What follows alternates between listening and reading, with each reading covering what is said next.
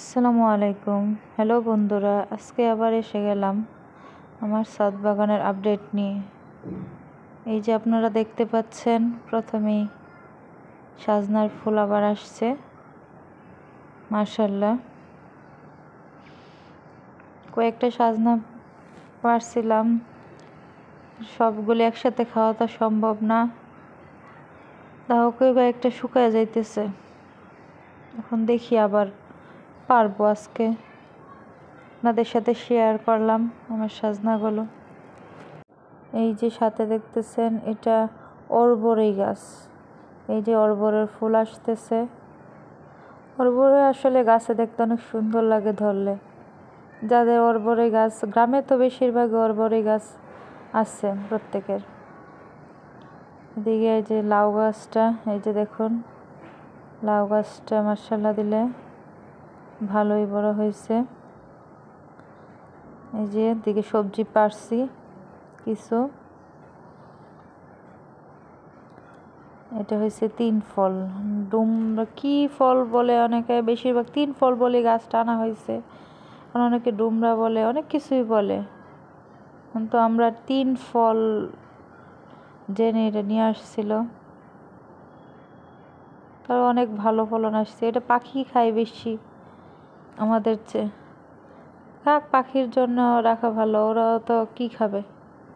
দিন দিন যেভাবে পরিবেশের অবস্থা, পাখি খাক কিছু। কামরাঙ্গা তো বেশিরভাগ পাখি খাই, আমরা কমই খাই। যে লেবু গাছটা শুকিয়ে যাইতেছে, লেবু গাছটা মাশাআল্লাহ অনেক দিন ধরে আমাদের লেবু গাছটায় ফলন দিতেছে। যেদিকে টমেটোগুলি পাকা ধরতেছে, মানে একটু কালার চেঞ্জ হয়েছে, কাঁচা থেকে এখন একটু হলুদ হলুদ টাইপ যাইতেছে টমেটোগুলির সাথে। বেগুন, এখানে দেখতে পাচ্ছেন কতগুলো লেবু পড়ে রয়েছে, অনেকগুলো লেবু পড়ে রয়েছে গাছ থেকে। আসলে নিজেরা না গেলে গাছের যত্ন যতই লোক থাকুক, নিজেরটা নিজে করতে হয়। আর শাশুড়ি কচু লাগাইছে, এই যে কচুগুলিও সুন্দর হইতেছে। এদিকে আবার ডালিম, ডালিম ধরে আল্লাহ দিলে মাশাআল্লাহ অনেক ভালোই ডালিম ধরে। কিন্তু ডালিমগুলি জানি না, হইতে পারে আমাদের পরিবেশে ডালিম হয় না, বা এই মাটিতে হয় না, বা ছাদে এরকম হয়।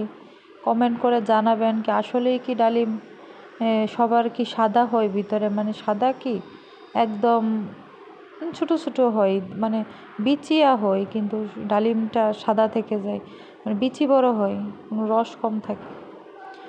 এটা একটা ফল, এটা শুকায় গেছে একদম, এটা আমরা কমই খাই। দিকে টমেটো, আরও এই যে সিম গাছের ফুল, আমার হাজব্যান্ড জুম করছে, ওর খুশি সিম গাছ।